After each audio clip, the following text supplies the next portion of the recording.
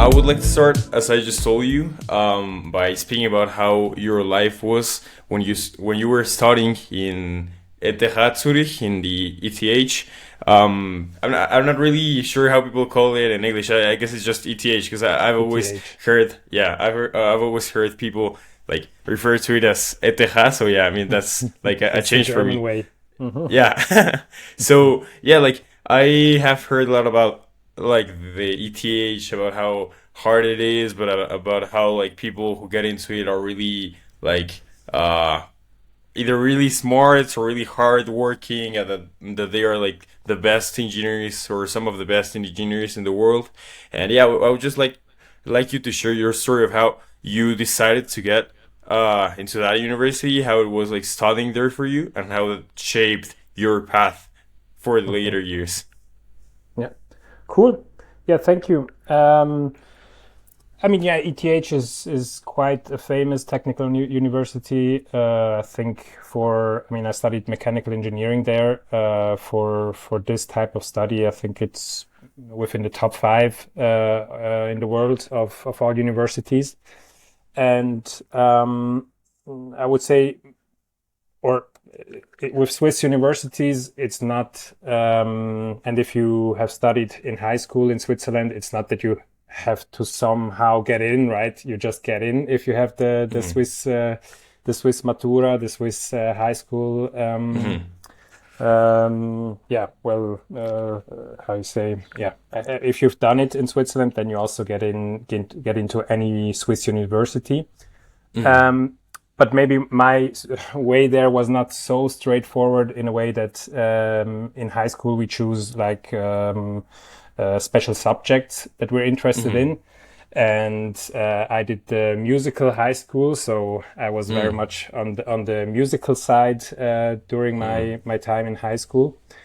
Um, and so once I finished my high school, I did a gap year where my parents moved to Chile and Hmm. was there for 1 year. And during that year, traveling and working in Santiago and whatnot, I actually didn't really know what to study after. Hmm. Um, Towards the end of the gap year, I actually asked my parents if it would be able to do if it would be possible to do another gap year, a second Yeah. one, but no way. Or if I financed it myself, fine. But Hmm. they wouldn't Hmm. finance Hmm. anything anymore. Um, and so basically, I decided to studying, but it was really unclear to me what to do. I was thinking really all over the place. Sociology interested me. I don't know. I was very into sports, so I could think.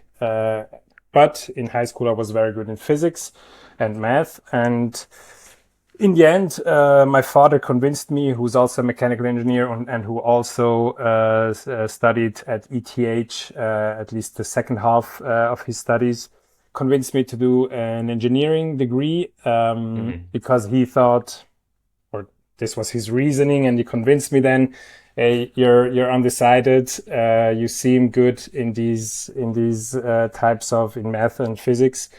Um, do that because he thought it's easier to go from an engineering know-how or an engineering degree to non-engineering fields of finance, business, I don't know what, than the other way around, right? It's very hard Hmm. to study business and then do an engineering job or yeah anything else. Of course, there's exceptions to this rule, but I think for the most part, actually, I would say this holds. So if you're undecided and you think engineering could be of interest to you, it's definitely a worthwhile pursuit. Hmm. And Hmm. so that's how I got convinced. Registered for ETH, um, then started there, and I would say coming from a musical high school, I was probably the most underprepared pupil or student there.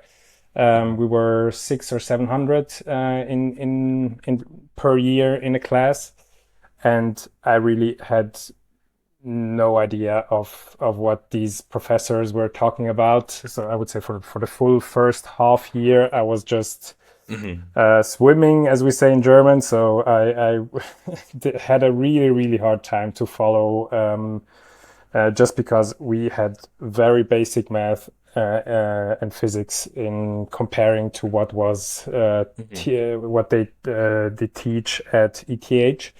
Hmm. Um, but I think, and I mean, you asked, right, how did it form me? And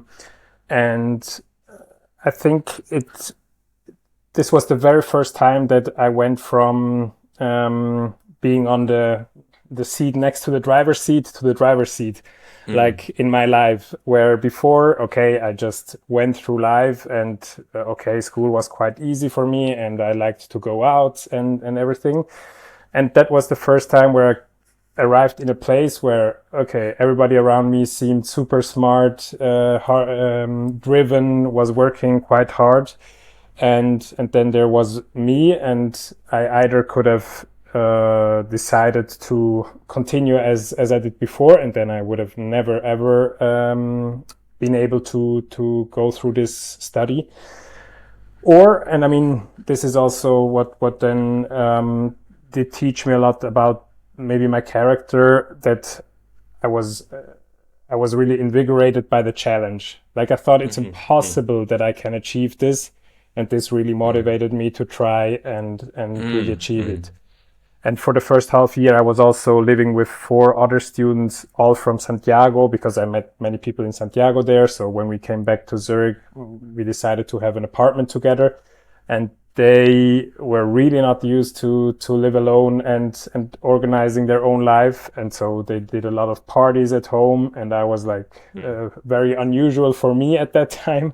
But Hmm. the one who woke up in the morning, went to ETH while everybody was sleeping, and they partied until late night. Um, and yeah, so yeah, it really did teach me, I think, for the first time. And then I had a few more of these teachings, which just reinforced this first one. But that I'm really intrigued by challenges, and I think that holds true basically for the rest of my story since then. Hmm. Um, and yeah, so the first year and the first 2 years are definitely the hardest one at ETH. That's the ones where, I don't know, 40% fails, or I don't even know the numbers anymore, but a big part of the students fail during these first 2 years, and I still don't know how, but I I was able to complete it, and I really enjoyed it. I must say, it was a lot of work. It's also, maybe that's maybe special in at ETH, not Switzerland. At ETH, usually when you study, right, you have long summer and winter breaks, right? That's what Hmm. Hmm. studying usually is all about. It's long Hmm. traveling in these breaks, and ETH had none of that, right? We had Hmm.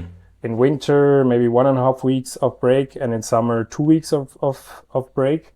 And Hmm. so you studied for the whole semester, then the semester end came, you had no exams, semester end came, and then your real studying period started for 10 weeks or so. So you studied, and then at the end you had 8 exams, and then you had 2 weeks of vacation. And yeah, Was it 8 exams because it was like the four from the first semester and the four from the second semester, or it was eight exams per semester? I would say 8 per semester. Roughly, we had, Mm. I mean, eight. I'm saying eight. Maybe it was seven one semester and nine the next one, but roughly it was Mm-hmm. eight, Mm. eight tests we had to do per semester, and always at the very end for each Mm-hmm. for each Mm-hmm. topic. Mm. Yeah, it's interesting because one of the topics that like I can like spot in what you just said is like these part of like the indecision of which path to take as a young person. And I mean, I just went through that like over the last months. So I finished high school in May 2024. And then since 2022, I decided like that I wanted to take a gap year, but that was because I wanted to travel. So I had seen a lot of things in in the internet, and I just wanted like to go and travel and like get to know the world. And I was backpacking with some friends, and I was backpacking alone, and like yeah, I was just moving around a lot. And I wasn't really decided like on I hadn't really decided on a path until like 1 month ago. And although I did have some ideas, like maybe in like March, April, like I had some more defined options. It wasn't Mhm. really until very recently that I just like decided the path for me. And that was actually one of my options was studying in Lucerne. Mhm. But then so that was like in April maybe. And like 1 month before that, I was also thinking Uni Zurich.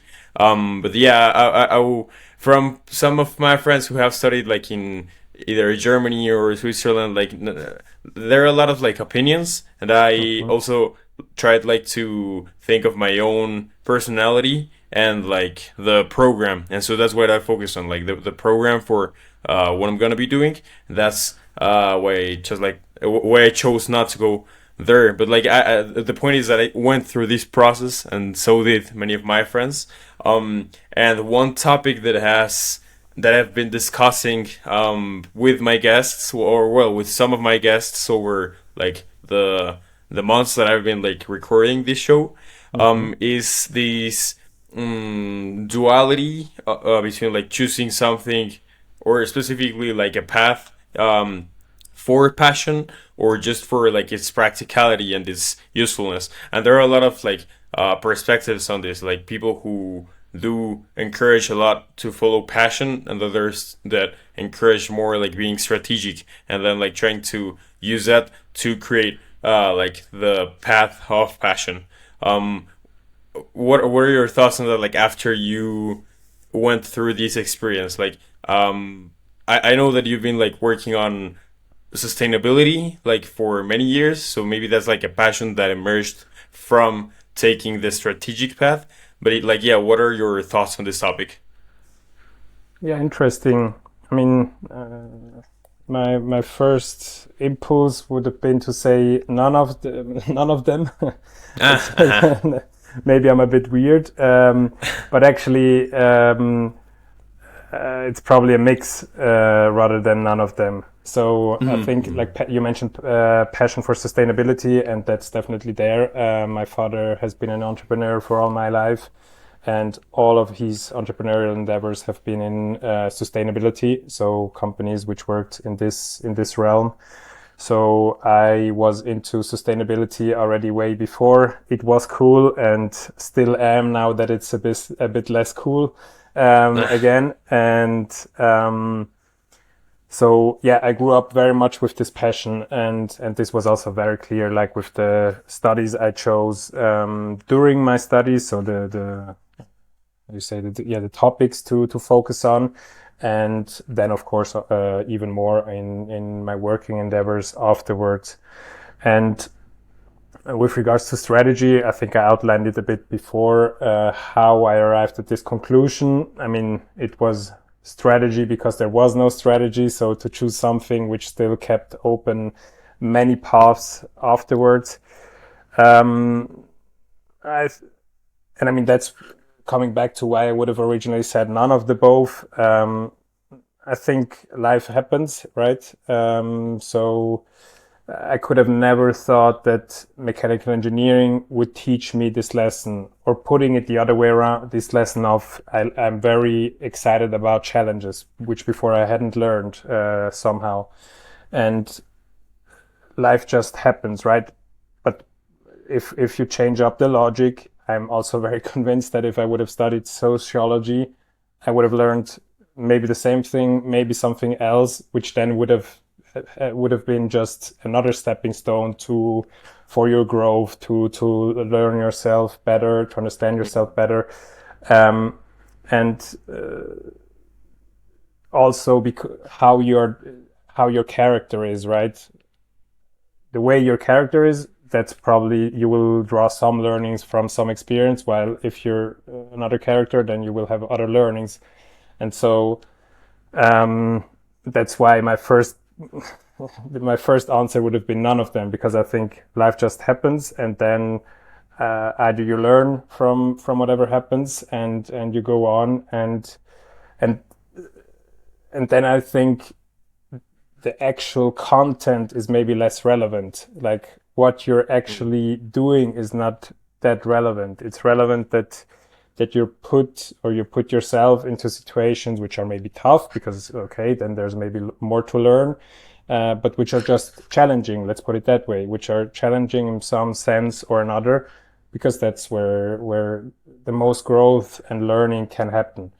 And that's why I mm, think, yeah, if you have that mindset, probably it doesn't matter what you put yourself through, because anyways, whatever comes out on the other end, it will be an interesting life. mm. Do you think that sports and exercising helped you like to develop this mindset and to be open to like, okay, whatever comes, I'll just like do what I can with it and like try to keep moving forward? Like, do you think I think you used to do, or you were doing CrossFit, right? Like, do you think that sports experience helped you like to have this frame of thought? Yes, very, very much so. I attribute a lot to my CrossFit career, if you want so. Um, Basically, my first week of studies, I also started doing CrossFit, and then I loved it, and then at some point did many competitions. And I was thinking, just in the past few weeks, I think you can draw a lot of learnings from sports, just because sports are so obvious, in a sense that results are obvious. What you put in, you get out. There are not that many variables, in the sense that, not like in business, for example, which where it's much harder, I feel, to it's not what you put in, you get out. No, because there's the Mm, team, there's the market, there is the financing conditions. There's so many aspects which influence it. And sports is super easy, and you sit on the rowing machine, and you know you'll get better at rowing, roughly roughly speaking, right? mhm. And that, but this easiness makes it also very easy to draw learnings from it, because okay, if you work hard, you get good results. Okay, that's a very easy learning, very very nice, and there's many of them like this. But in the past few weeks, I've been reflecting, and I think even more what was nice is the people that I met there.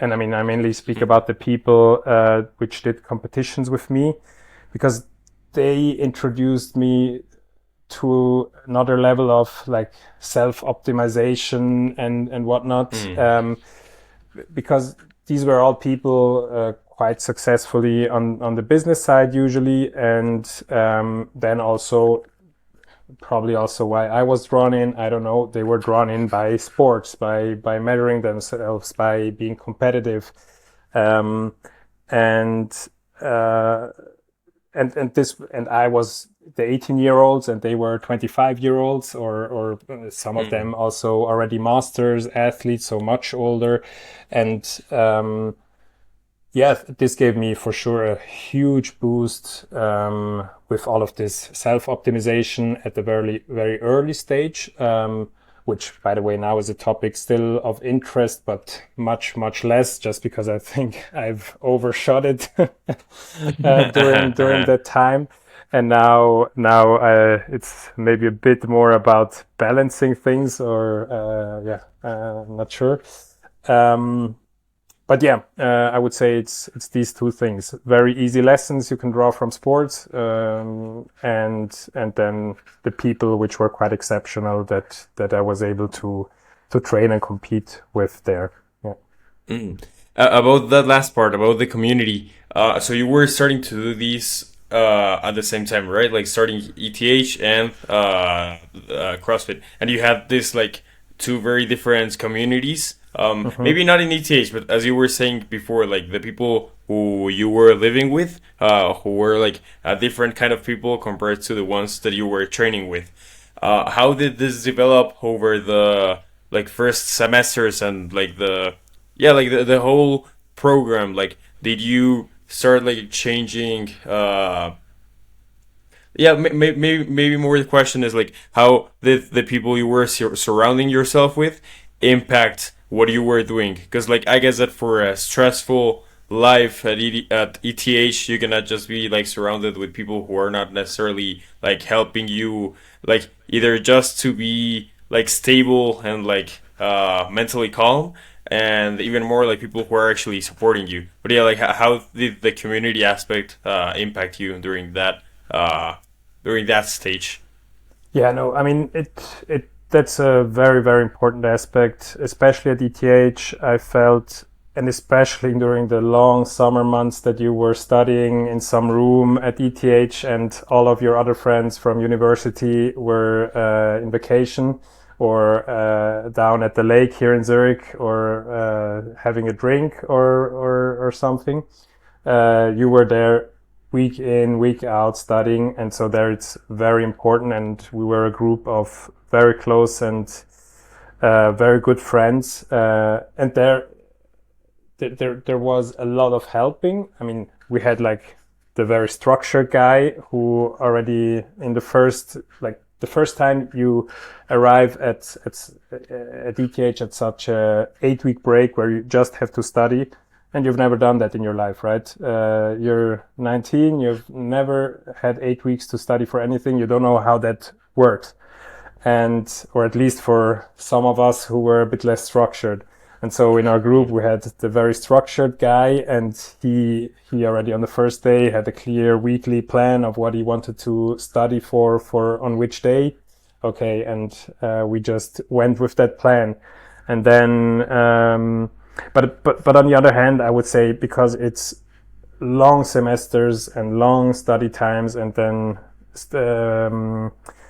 you have the tests and then a short rest period. I would say it's mainly we had so much fun. Like we had just so much fun in this group. We were laughing all the time, and I think without that, I mean, there's different characters, right? But for the people in our group, and for the very most part, we also did all achieve it, even though we were maybe a bit less structured and serious about things during university than maybe others. Mm-hmm. Um, but yeah, we just had a super fun time, and this made us be able to live through these long semesters and infinite days, and yeah. Yeah.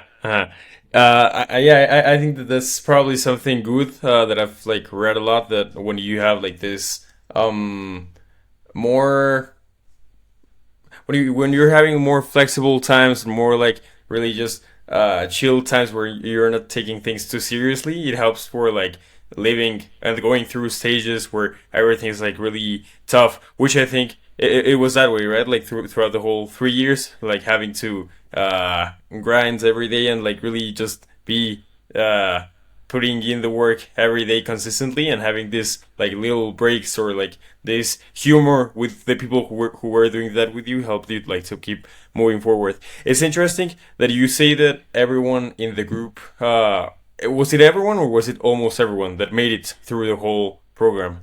Almost everyone. Not we lost a few of them at the very beginning. I think one or two, but then the rest saw it through until the very end.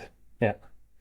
I guess that there might be, and I want you like to share your thoughts on this, but if there might have been like some influence of having the people around you also like push through the program and actually finish it, because I think it might have been different if you had a similar group of friends who you were having fun with and who you were like studying with, but with people who didn't like go through the whole program. Like I think that kind of affects obviously like whether or not you would have finished the program. But do you think it's that way? Do you think that has some influence? Yes, I would agree with that. I mean, mainly the first 2 years were super hard. Those are the hard ones. Then I must say it got a bit boring for me. And I anyways focused more on CrossFit, so ETH Mm. just had to be done, but I focused more on CrossFit. But during the first 2 years, yes, absolutely, we pushed through it together as a group, and then also we got a bit competitive, right? Like stupid things, but who's the first one? Who's sitting there in your study room in the morning? Who's the last one to leave? And things like this. So it gets very um, very somewhat competitive in a mundane Hmm. way. Um, and I mean, also later, right? It got a bit easier, but also more boring in my mind, and not and also especially we most of us chose then different subjects to focus in, and in the third year this means you still have a lot of classes together, but after that the last 2 years, the masters, you basically have no classes together anymore if you choose different subjects to focus on, and then having to do the studying all alone was no fun at all. Yeah. Yeah. Mm-hmm. That's something that I wanted to get into to also start talking about your experience in Climeworks and in what you are currently doing with solar energy. But yeah, which were like the most difficult subjects that you had during university? Which were the ones that have helped you the most right now, like with what you're doing and with where the world is heading? Like, yeah, guide us through that. I mean, I don't know if the ones I liked most were definitely the hardest one usually. So I don't know why, and it doesn't mean that I was good in them, but Mm. I usually liked or the hardest one. Usually the hardest ones were the ones with most math and physics involved, and liked them most. Um, and I mean there is no really. I mean, probably the hardest one because it was the most abstract one would be quantum physics, but I would be lying if I said that I really liked that one. I actually cannot remember anything from that. Um, but I think it's really hard. I mean, I liked all of the physics one the most. That's very obvious. In mechanical engineering, you have mostly physics, which is very um, obvious in a sense that it's mechanics, dynamics, and what else? Yeah, well, fluid dynamics, thermodynamics, but it's all topics which you can imagine, right? So with thermodynamics, Mm. okay, heat is applied here, it dissipates somehow over here, and it dissipates in a way, okay, yeah, I can imagine that. Or if I push an object over, yes, okay, there's some force. So, and that's maybe also why it's, for me at least, it was maybe easier to understand because you can imagine almost everything that you learn in your mechanical engineering studies. Um, but it also has the most real world applications, right? Mm. I find myself so often thinking about how things work and what kind of forces apply here. Mm. Once we get to the electric side, by the way, what I'm doing now with PV, I already have a much harder time to have a good feeling for it. But with whatever is mechanical, that's moving parts, whatever can be seen with the eye, there's a deep understanding. And I mean, you asked which of these ones were most helpful for later, and I couldn't tell you one which is now most relevant, but it really helps to because it gives you a way of thinking, right? Mm. Your engineering studies, it it you see the world through different eyes afterwards, and I think that's what's really valuable. You've solved so many problems through logic, through rules you have learned, through logic, through, as I said, uh, you learn concepts, right, and then you understand how to apply them, but in new ways. And I think this It's just training for your brain that later on, even though maybe problems are not about heat transfer or how a fluid moves or something like that, but still because you've learned but this applies very much to the world of logic, right? Then there's a very creative world out there which maybe you don't learn so much in your engineering studies, or less. But it trains your brain to think in a very logic way, and this helps you in whatever pursuit basically you do afterwards, or most pursuit I would say that you do afterwards. Also in business, doesn't have to be engineering. Yeah. Mm-hmm. Yeah, actually, before diving into your experience with what you have been doing after ETH, I wanted to ask something that came to my mind earlier, which was that like you mentioned that basically like your dad's conclusion was that like engineering is more as you were saying, like a path that keeps doors open, and from which you can like just branch out into something that doesn't necessarily relate to that. Do you think that applies? And this part that you just mentioned of like the way of thinking that you develop, do you think that applies just for engineering or for any STEM topic or subject? No, and that this is something very STEM specific, I would say. So this I would say is for most STEM subjects. I mean, computer science is maybe a bit different because it starts to get very far from anything in the material world, right? But anything else, even chemistry, even particle physics. So thinking of them a bit more abstract topics. I think all of this teaches you very, very much this kind of thinking. Yeah, because in the end, it's problem solving, right? So. And then just for people listening, like, what would you say is a way for someone to try to develop or work on developing that way of thinking, which I think is very useful nowadays, that like you can delegate many things to AI, right? And if your way of thinking is like very basic, it can be delegated to AI. But like if you are able to delegate the easy thinking to AI and to have this more complex way of thinking with logic for yourself, maybe that's an advantage that you can develop, right? And so for like people who don't necessarily have this STEM background, would you say there is like a useful way that in which they can like develop this way of thinking? Yeah, I mean, but I think I need to differentiate what I said before. It's not that only STEM can give you this, right? I think you can study law, which also builds on very logical arguments based on texts and law parts, which requires a ton of logical thinking, right? So for sure, though, you get it in STEM courses. That's maybe just to say.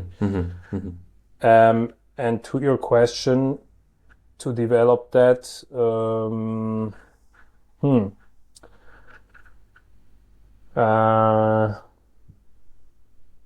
it's a good question.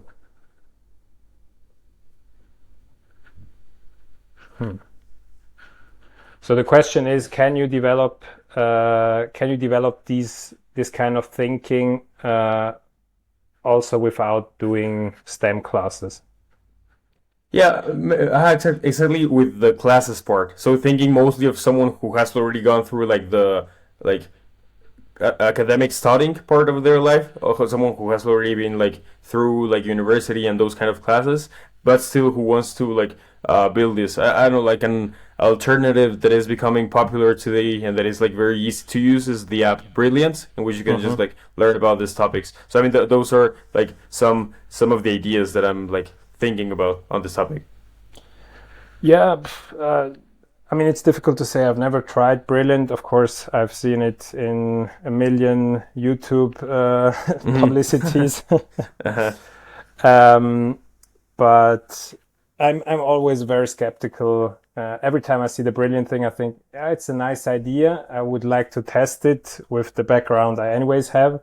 But I'm always very skeptical if you can really just quickly become an engineer, because it's not by chance, right? That the first 2 years you have 8 hours of analysis classes per week when you study this, right? So you build a huge basis, which I've lost for the most part by now, but you build a huge basis of mathematical know-how to then stack on top all of the engineering knowledge, right? Which uses then these formulas, and then yes, of course you can grasp ideas, because in such apps they're very they're visualized in a very clear manner.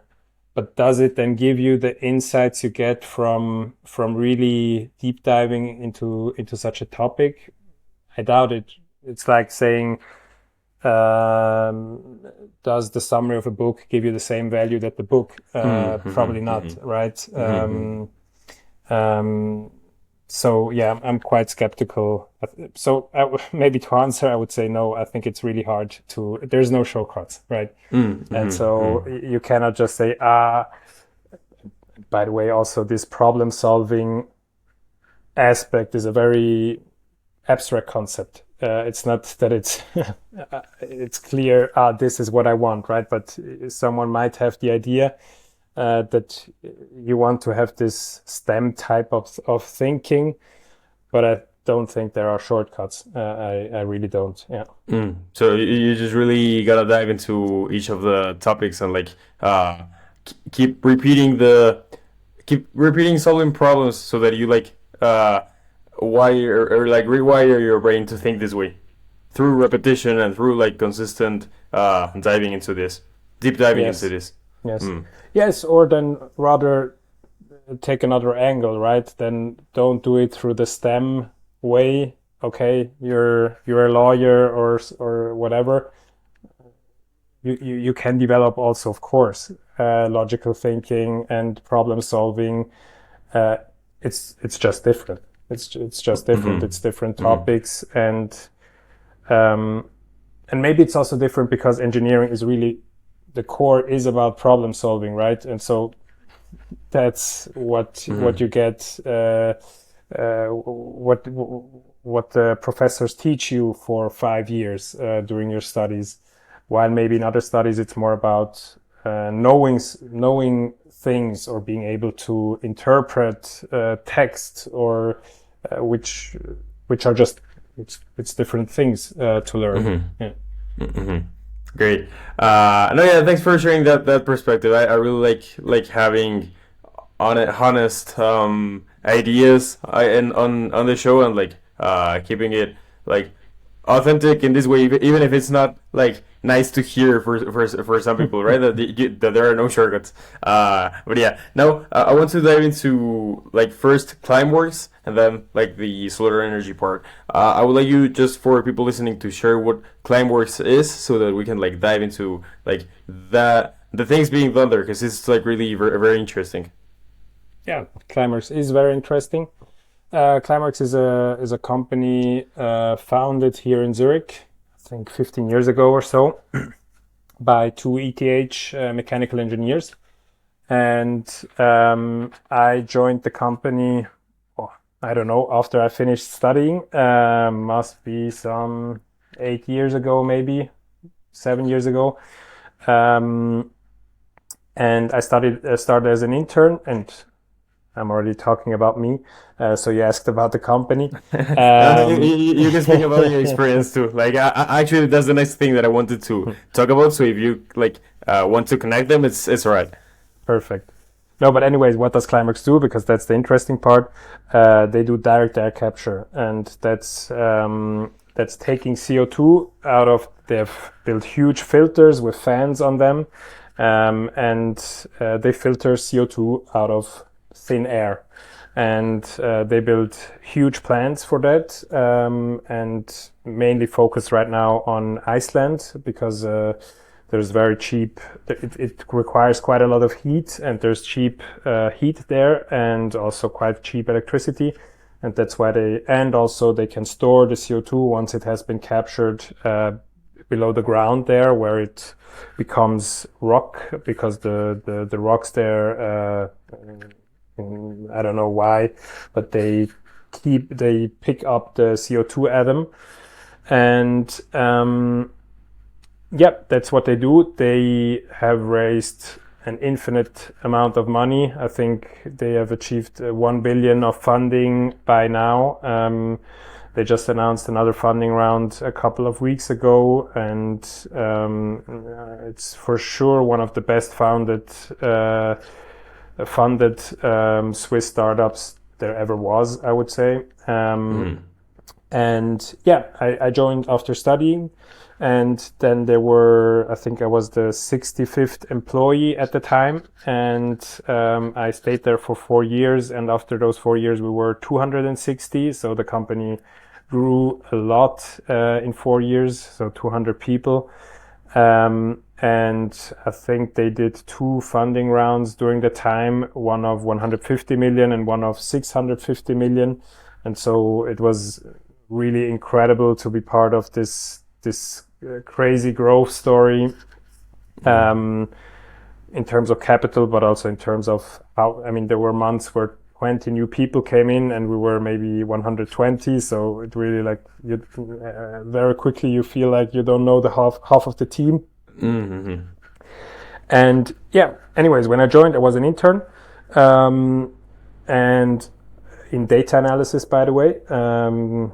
And by the way, you asked before if it's strategic choices or not. And this was a very strategic choice, where I thought, okay, I don't think I'm the most structured one, but I think for data analysis, being very structured is required.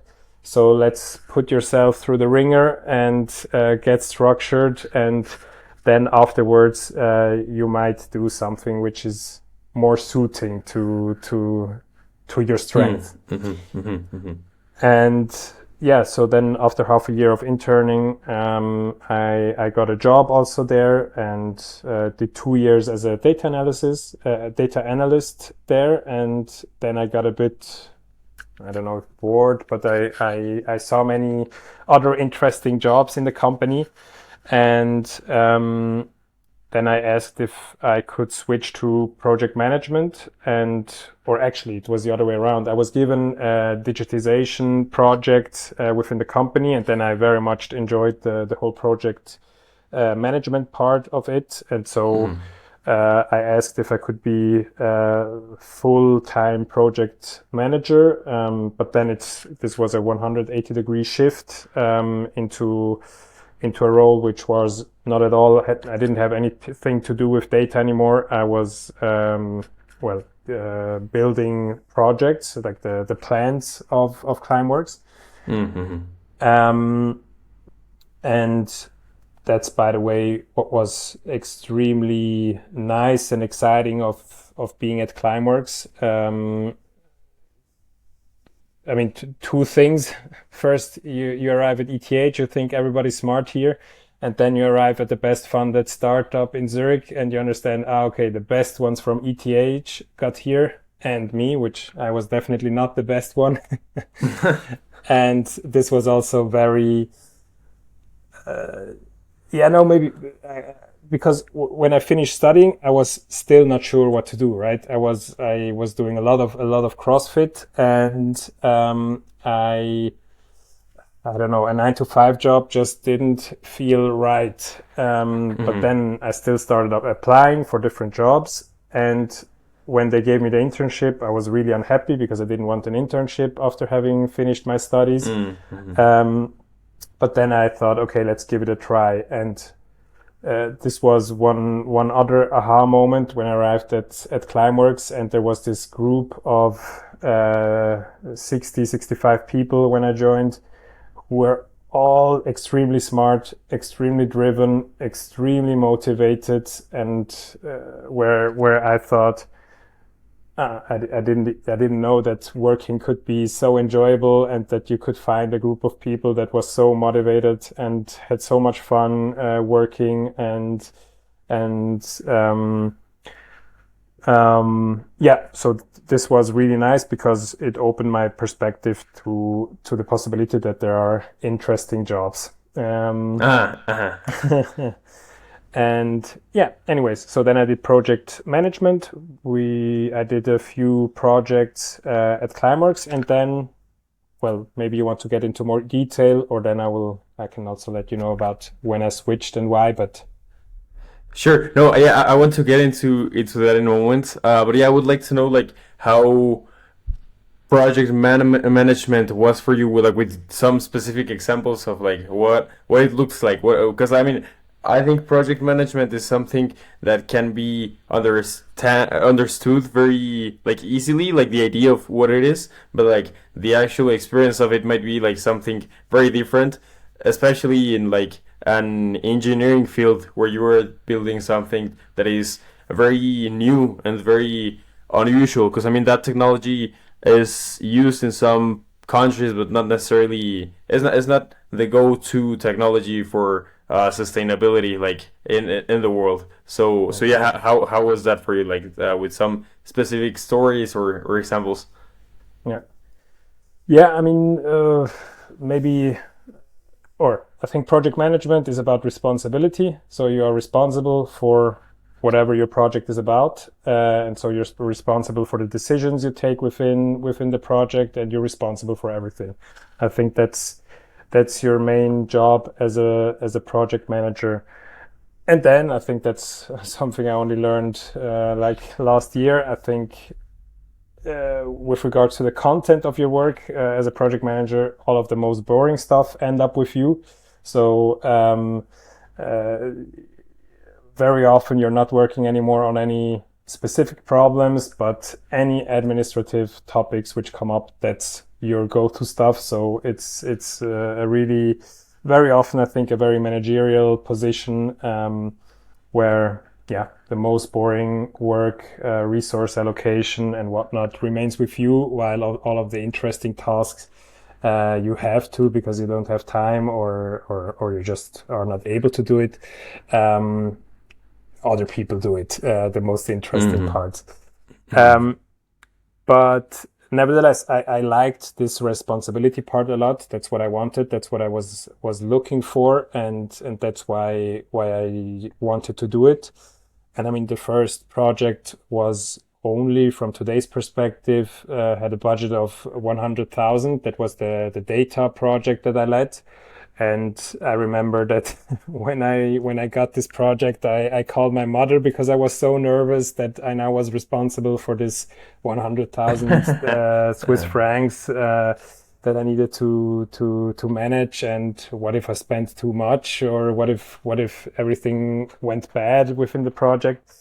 And shortly after, I got a like half a year later, not even no half a year later, I got a project for 2.5 million which I needed to manage, and already it didn't, like I got so used to it, to the numbers, and that's Mm-hmm. basically also what my mother told me during this first call, that yes, Adrian, it's normal now, but very soon it will just be numbers, and yeah, Mm-hmm. that was Mm-hmm. correct.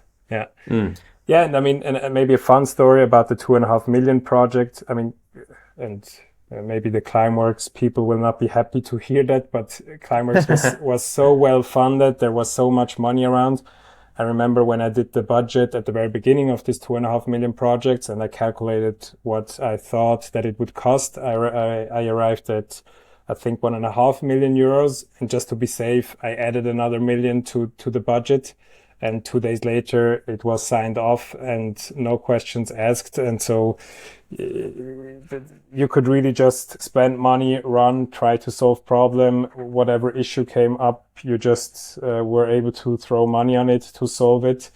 And Mm.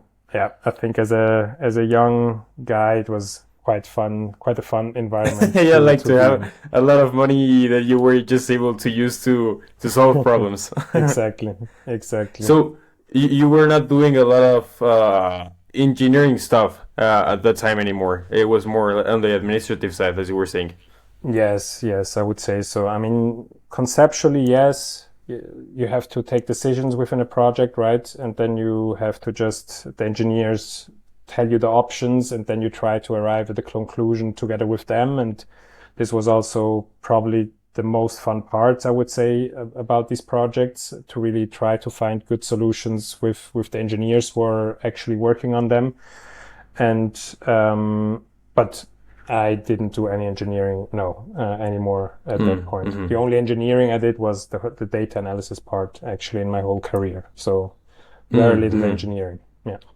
Did you miss that at any point? Like the as you were saying that you liked a lot the mechanics part that you can actually like picture in some way. Did you miss that while doing the project management part?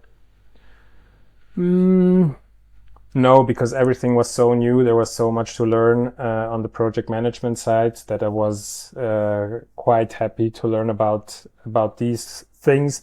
And anyways, it felt a bit as it could be like a next career move. Anyways, this project management stuff, and so um, yeah, I was quite happy where I was.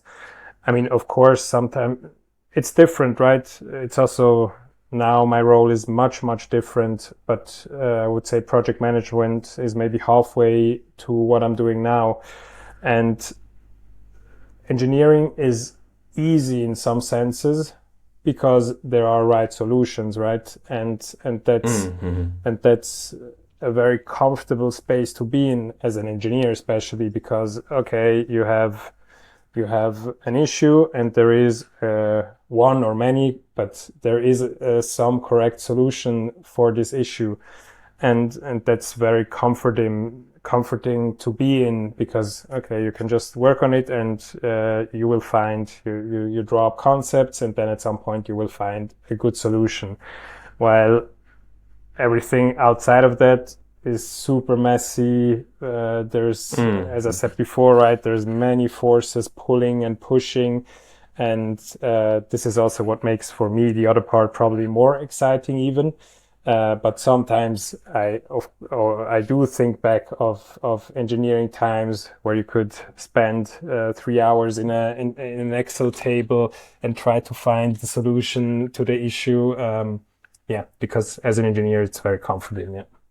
I hadn't really thought about that perspective because I mean I would usually think of like having defined solutions as something that is like ideal in some way for many cases because like being undecisive is something that sometimes can be like a struggle, right? But yeah, it's right. Like it's fun not to have like those defined boundaries because like something unexpected might come out. And I want to get into your transition out of Climeworks and into the new company and how well, yeah how that was, what it is, and what you're currently doing. hmm Yeah. So after 4 years at Climeworks, I mean, every startup is a gamble. At that point, it felt that the Climeworks gamble was too big of a gamble for my liking, so I wasn't too convinced anymore of the technology and what we were doing. And that's when I started to look around, and I just looked around quite briefly and spoke to my father if because entrepreneurship by that point had been quite ingrained as a thing I definitely wanted to pursue in my life. When was maybe not clear yet, but nevertheless, I asked him. He had many projects ongoing at that time, and I asked him if some of them could be suitable for me, if I could help out somewhere, and he basically jumped on board directly.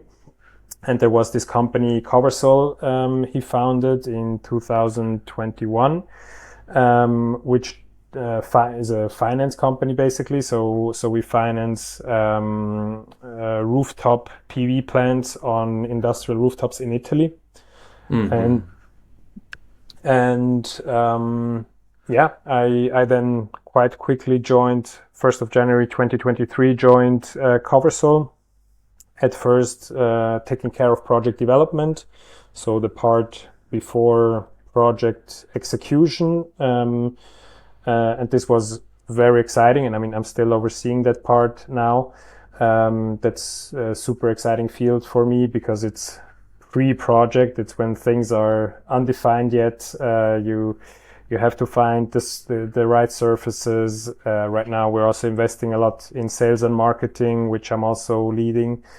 And yeah, at some point, we grew a bit in people. We're now 10 people at Coversol. We have invested roughly 30 million in PV plants on industrial rooftops in Italy. And we we are not a classical investor because we are very hands-on. So we work very closely with many partners locally. We don't do any of the development or the building or actually the maintenance. That's local companies who do that. But we are the ones at the top coordinating everything, helping out where it's needed, and then of course financing it all. And yeah, that's where we're Mm. at right now. Not sure what you would like to know.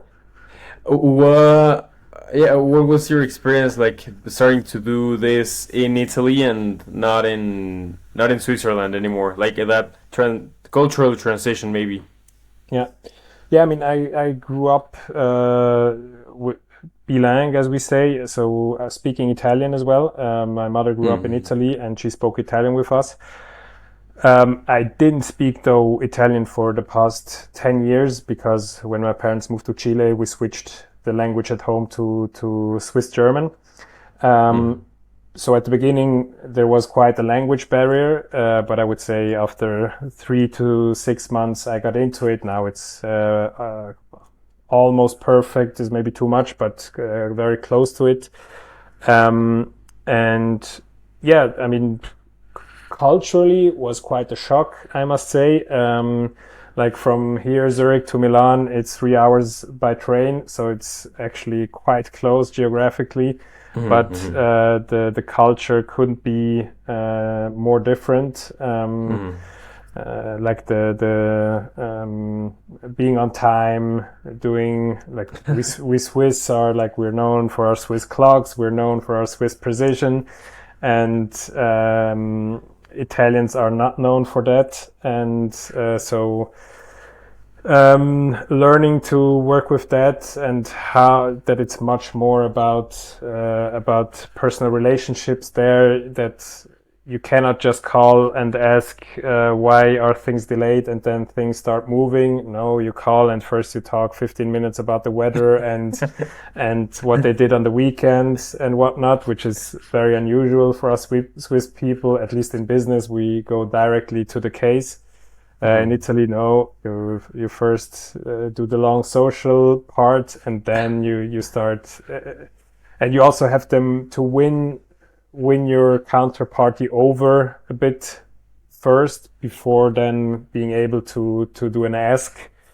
Mm. And so yes, a lot of challenges. On the other hand, I think maybe because of that, maybe because of the language, maybe because of political reasons, there's also, I feel, that much more opportunities in Italy than in Switzerland. In Switzerland, everything's perfect, everything feels done, everything is Mm. polished. You don't feel like there's that much new to do. Maybe in tech, yes, but like in more normal businesses where you just fill a need, it feels much harder. While in Italy, it really feels like opportunities on the street everywhere. There's so many things you Mm. could be doing. It's much more alive than Switzerland. Um, yeah, yeah.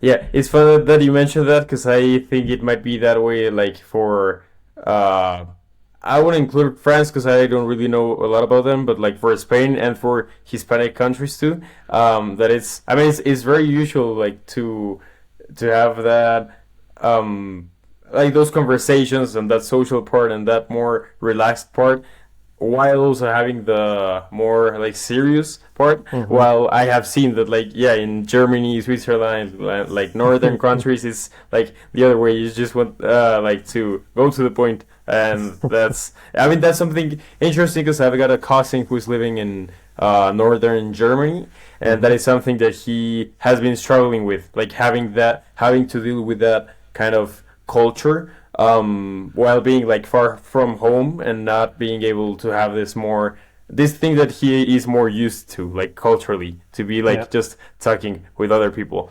One last question on this topic before some like final questions before I let you go.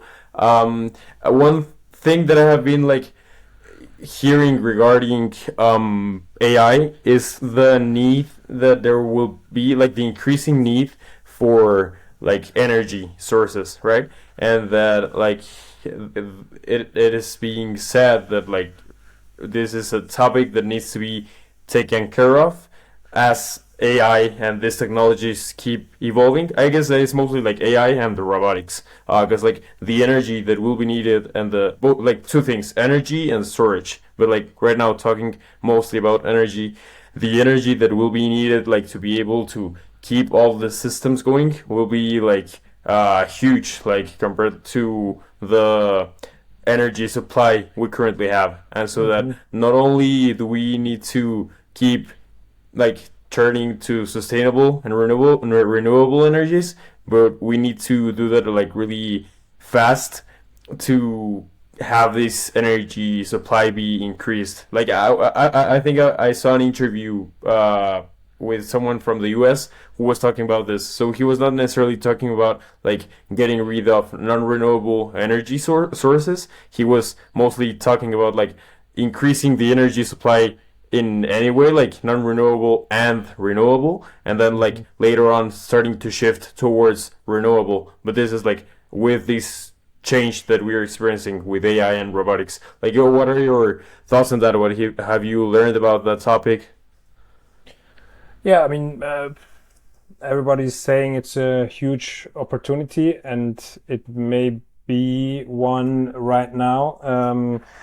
In terms of what I've seen so far is that the data centers use a lot of energy, as you say, right? And so connection times are a huge issue for to be able to deploy enough data centers.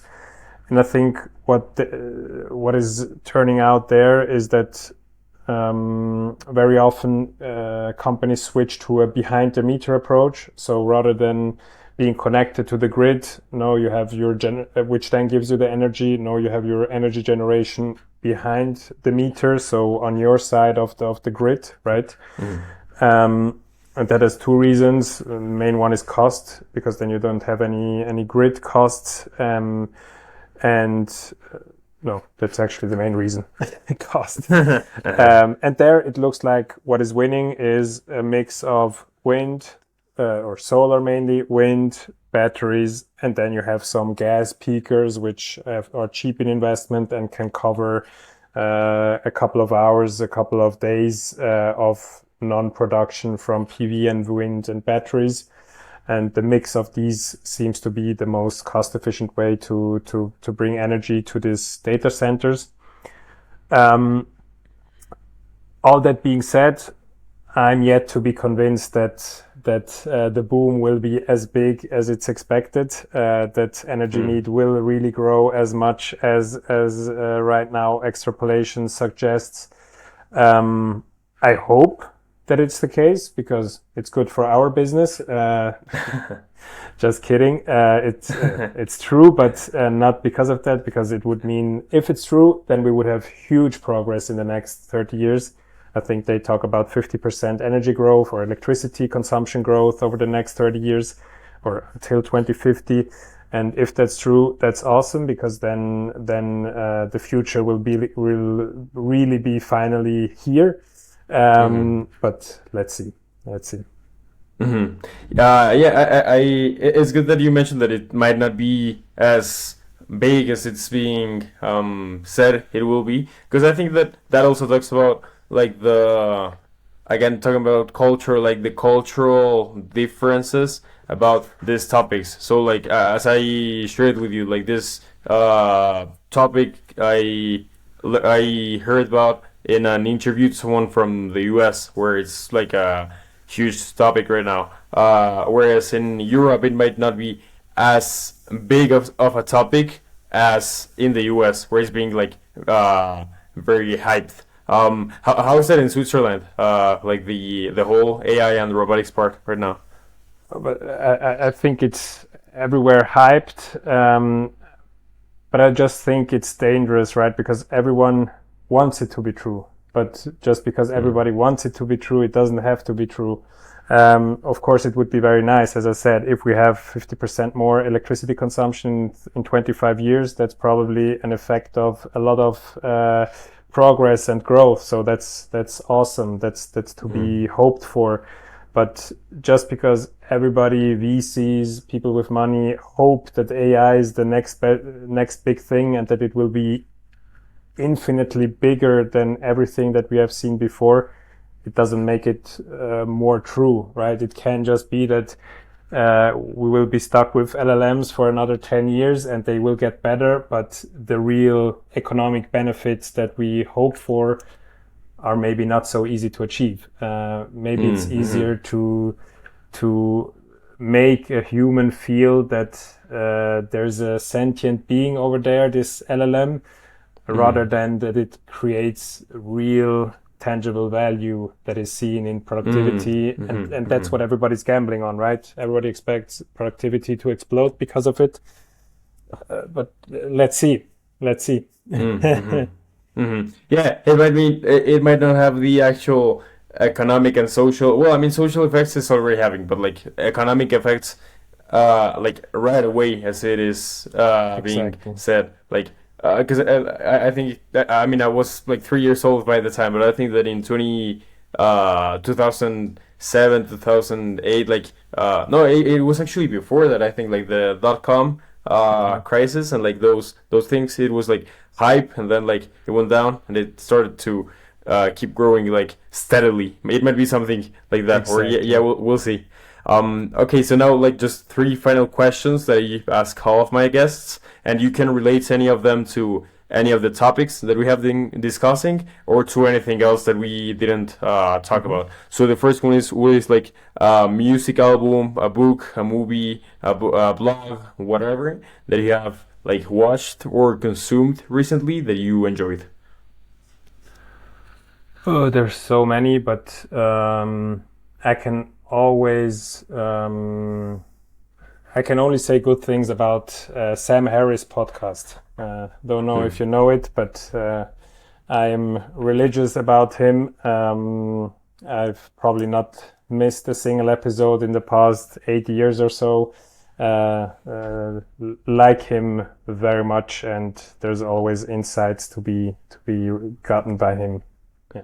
What's the podcast about? I think I hadn't heard about him. Sam Harris is Waking Up, it's called. It's Mm. about many topics. He talks about Trump, as everyone, Mm. but he also talks a lot about meditation, about uh, Islamism, about what other topics does he have? Yeah, he's just a very thoughtful person, I feel. Mm. Very Mm. mid person, like mid in the from a thinking perspective, he's very much in the middle, not too Mm. much on the right, not too much on the left, and yeah, the way he thinks, it feels very balanced, and that's quite refreshing in today's world, I would say. Yeah. Good. Yeah, I'll make sure to check that out. Then the second thing is maybe you can take something from his podcast or from any other source. What is something that you have recently learned or discovered that you think is interesting or valuable to share?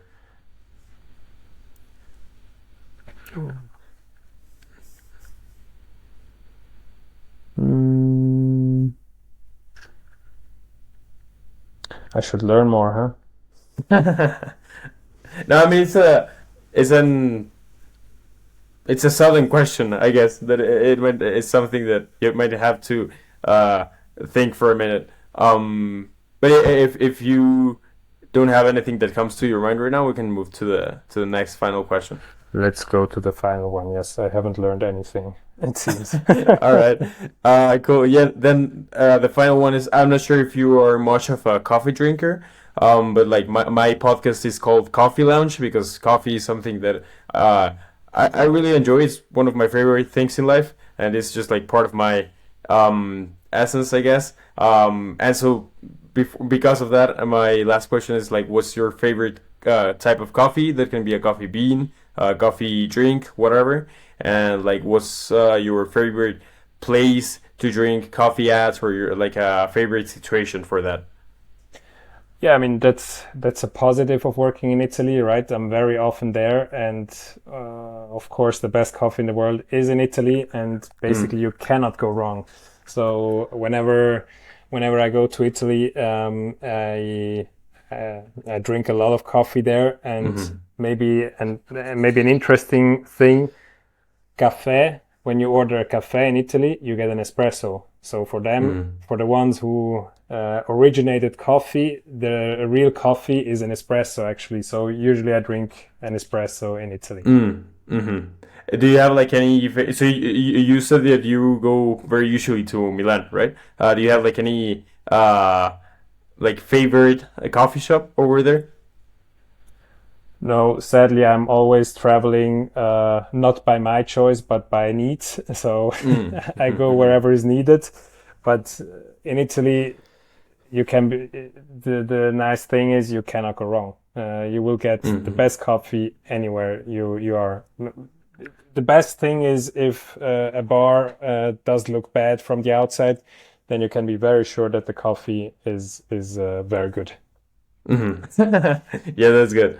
Well, yeah, thanks for coming on the show. Is there anything else that you want to share? Anything else you want to discuss? No, thank you for having me, and yeah, it was really nice, super interesting questions. Thank you.